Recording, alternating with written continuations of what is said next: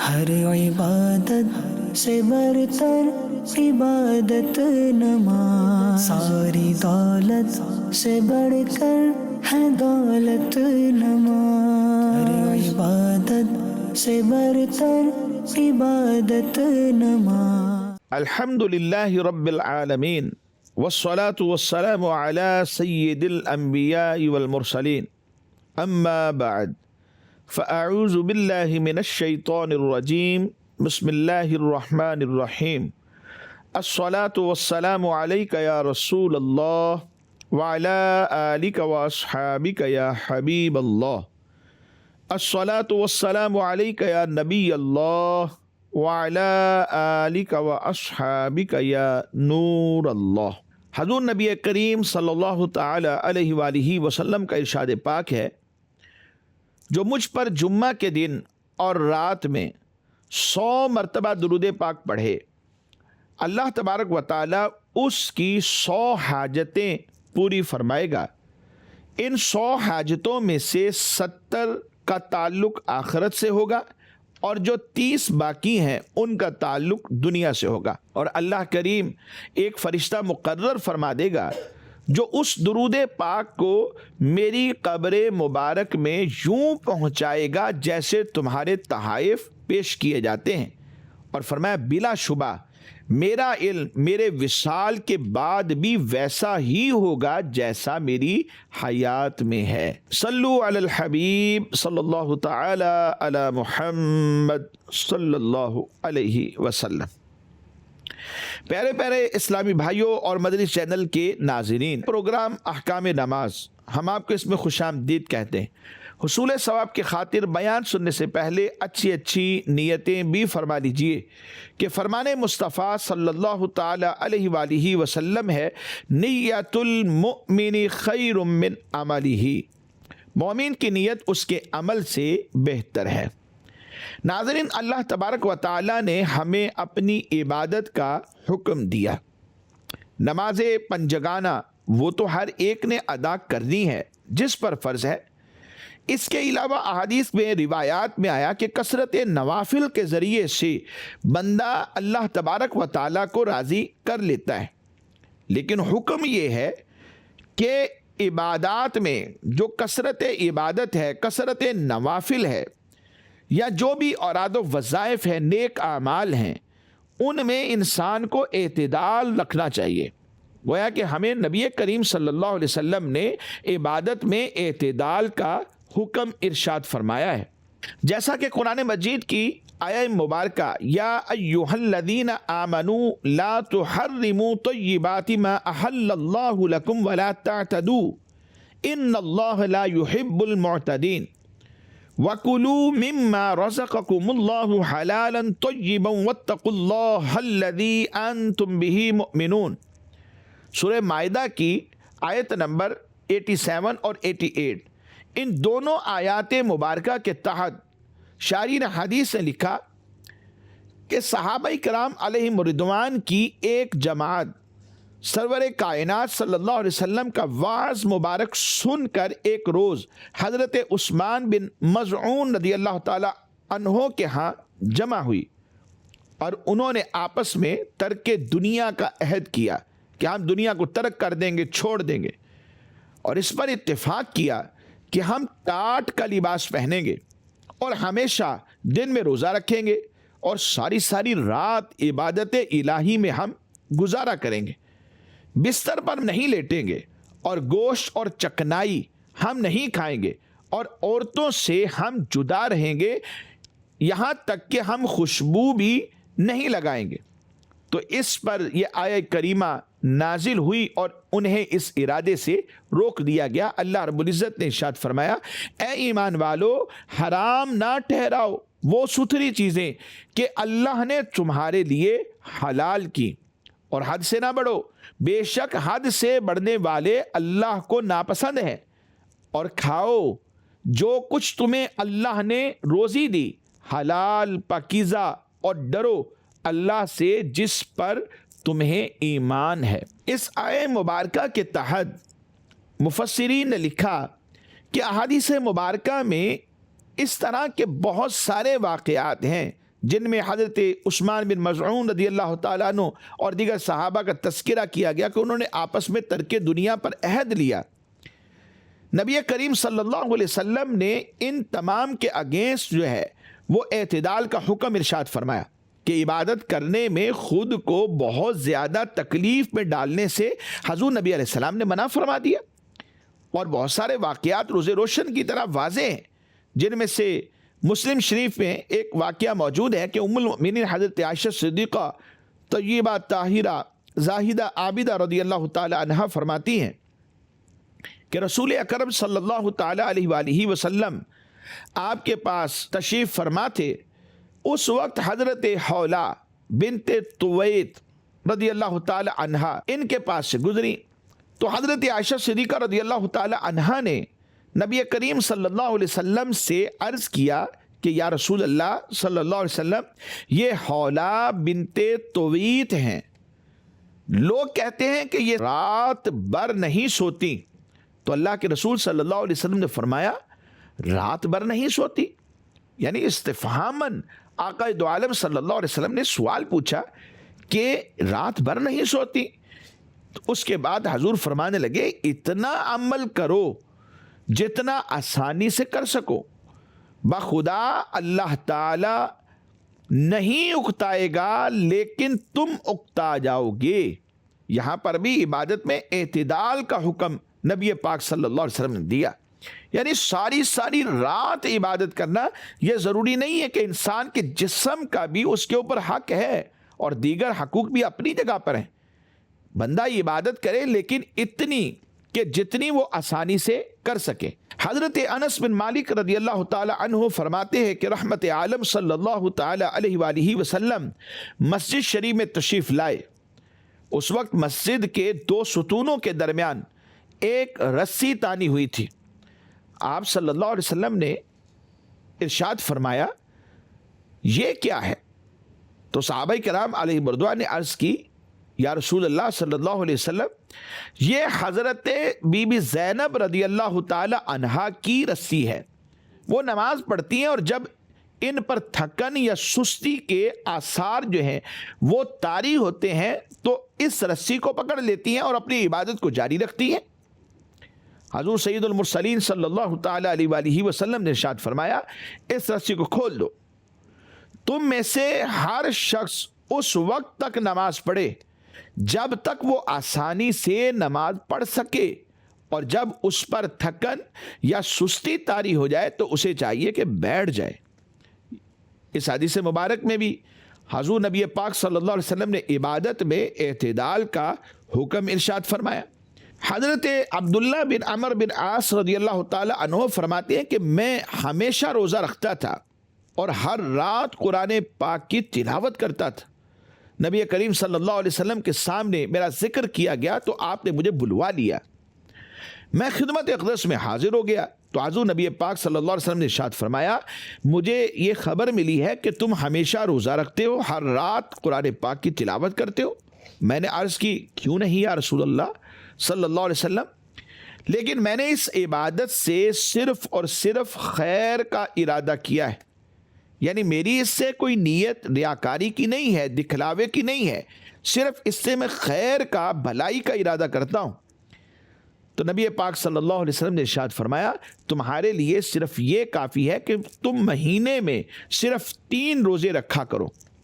میں نے عرض کیا رسول اللہ صلی اللہ علیہ وسلم میں اس سے افضل کی طاقت رکھتا ہوں، یعنی میرے اندر ہمت موجود ہے، اگر میں چاہوں تو پورے مہینے روزہ رکھ سکتا ہوں۔ تو ارشاد فرمایا تمہاری بیوی کا تم پر حق ہے، تمہارے مہمان کا تم پر حق ہے، تمہارے جسم کا تم پر حق ہے، تم اللہ تبارک و تعالیٰ کے نبی حضرت داود علی نبینا علیہ الصلوۃ والسلام کے روزے رکھو، یعنی ان کے روزوں کی طرح روزے رکھو، کیونکہ وہ لوگوں میں سب سے زیادہ عبادت گزار تھے۔ تو میں نے عرض کیا اللہ کے پیارے نبی صلی اللہ علیہ وسلم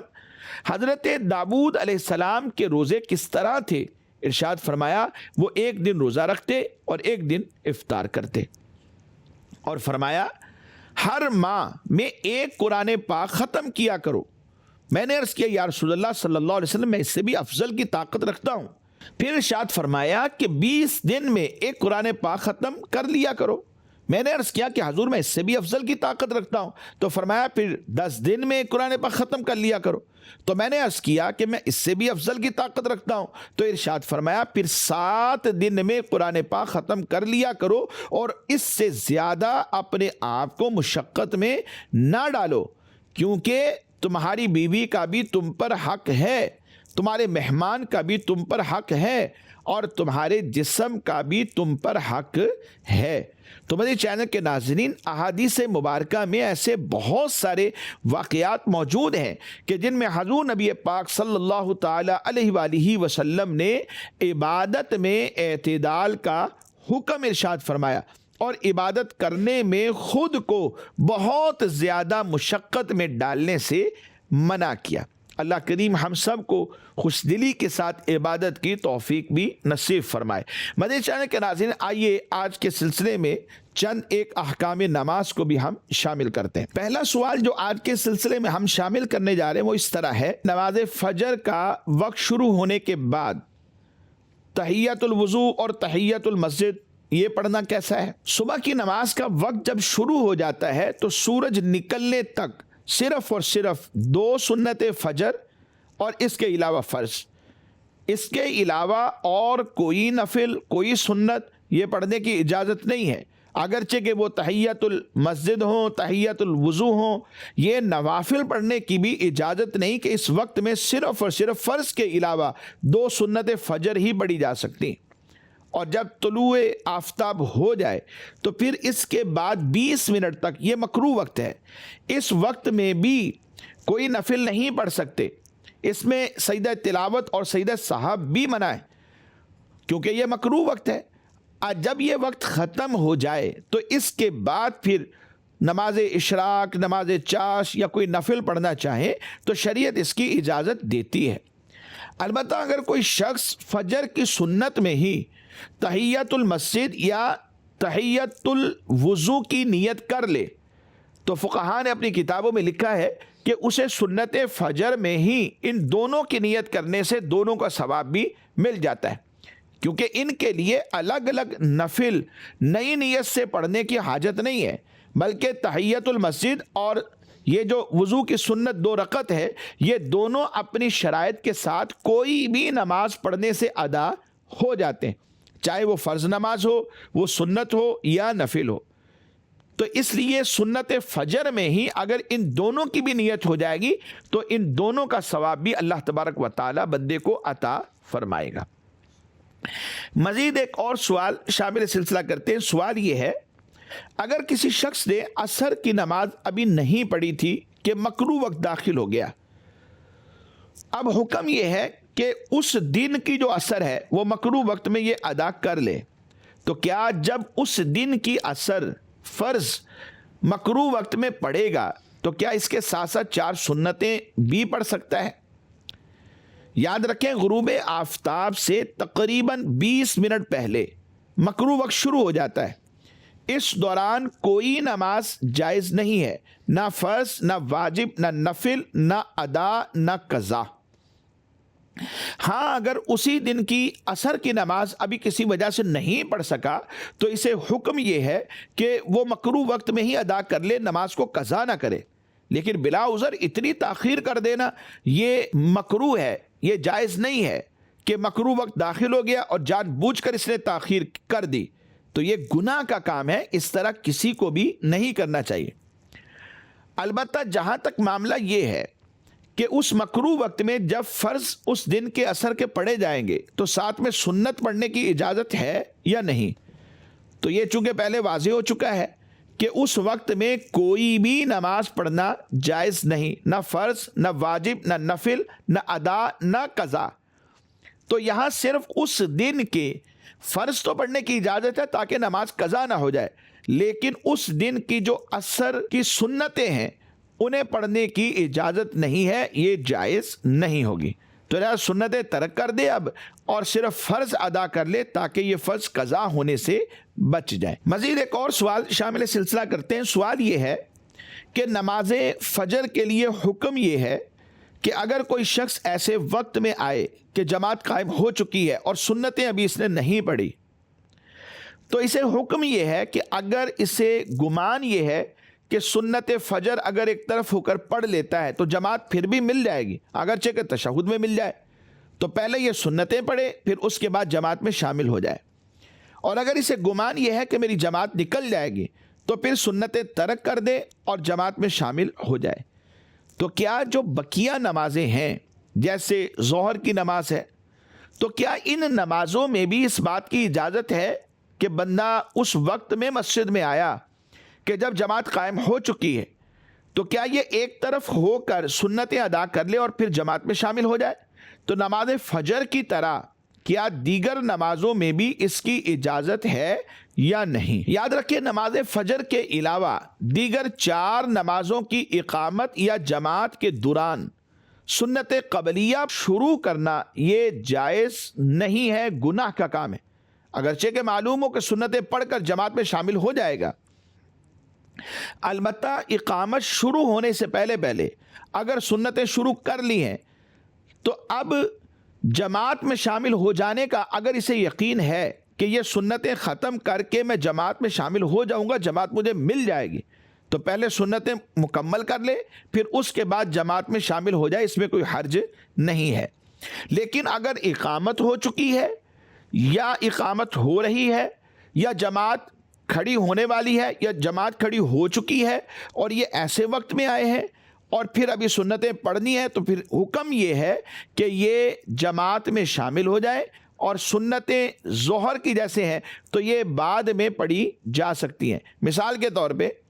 ظہر کی سنتیں تھیں تو ظہر کے 4 فرض جماعت سے پڑھ لے، پھر اس کے بعد 2 سنتیں موقدہ، اور پھر اس کے بعد یہ 4 جو سنتیں قبلیہ ہیں ان کو یہاں پر سنت موقدہ کو پڑھ سکتا ہے۔ اور اگر یہ عصر کی نماز ہے جماعت میں شامل ہو جائے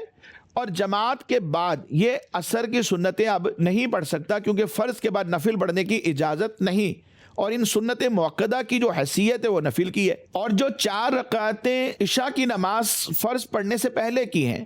ان میں بھی ایسا کیا جا سکتا ہے کہ 4 فرض ادا کر لیے پھر اس کے بعد 2 سنتیں موقدہ پڑھ لیں، اور اس کے بعد اگر پڑھنا چاہیں تو یہ 4 سنت پڑھ سکتے ہیں، لیکن یہ پھر نفل ہوں گے کیونکہ ان سنتوں کی قضا نہیں ہے۔ اب اگر کسی نے پڑھ لیے تو اسے نفل کا ثواب مل جائے گا، تو اس طرح اسے مینیج کیا جا سکتا ہے۔ مدنی چینل کے ناظرین، آئیے آج کے سلسلے میں چند ایک ریکارڈڈ سوالات بھی شامل کرتے ہیں۔ جی سوال چلائیے۔ میرا نام زین العابدین اتاری ہے، میں خانہ وال کا رہائشی ہوں۔ میرا مفتی صاحب سے سوال ہے کہ نماز کے اندر قاعدہ اخیرہ میں تشہد کے بعد درود شریف پڑھنے کی کیا حیثیت ہے؟ ایک شخص کا کہنا ہے کہ فرض ہے، اس کے بغیر نماز نہیں ہوتی، رہنمائی فرما دیجیے، جزاک اللہ خیرہ۔ نماز کے آخری قاعدہ میں تشہد کے بعد یعنی کلمہ شہادت جب پڑھ لیا جاتا ہے تو اس کے بعد درود ابراہیمی پڑھا جاتا ہے، پھر اس کے بعد دعا پڑھی جاتی ہے۔ تو فقہ احناف کے نزدیک درود پاک پڑھنا یا دعا پڑھنا یہ سنت موقدہ ہے،